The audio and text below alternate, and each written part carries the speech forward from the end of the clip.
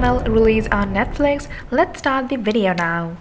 It's been only 2 years since Red Dead Redemption 2 released, and though there's already talk of a third installment in the franchise potentially being in the works, Rockstar Games may want to consider waiting a little longer. A Red Dead Redemption 3 could seriously hurt the franchise if it's not done right. Red Dead Redemption 2 released in 2019 after an 8-year wait between the sequel and its predecessor. While the original game explored John Marston's adventures as he tracked down and killed his former Vanda Linde gang associates, the second game follows the trials of Arthur Morgan, John, and the rest of the gang before the events of the first title. Both games have been praised for their impressive graphics and exciting gameplay, making Red Dead Redemption the most successful franchise for Rockstar next to the Grand Theft Auto games.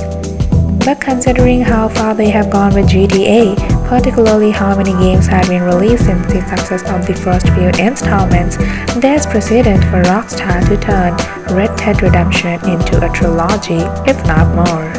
However, the following reasons may be enough for them to change their minds. The ways in which Rockstar has extended the life of the GTA franchise provides a reason to believe they'll do the same with RDR. But if they constantly repackage or remaster the same titles over and over again, they will likely become boring or predictable. Even if a new game is released, it runs the risk of being poor quality, in comparison to its predecessors, that is, if Rockstar doesn't spend an adequate amount of time on it.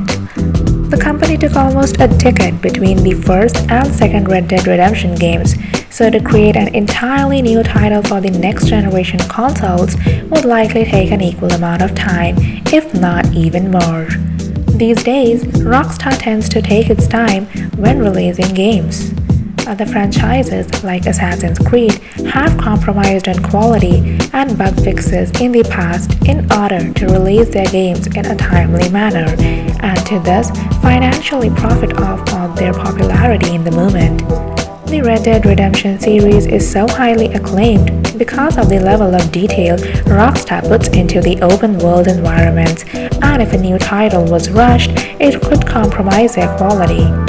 Even more, if Rockstar were to release a Red Dead Redemption 3 that didn't match its predecessors in terms of functionality or scale, it would be likely seen as a huge blow to the franchise's reputation.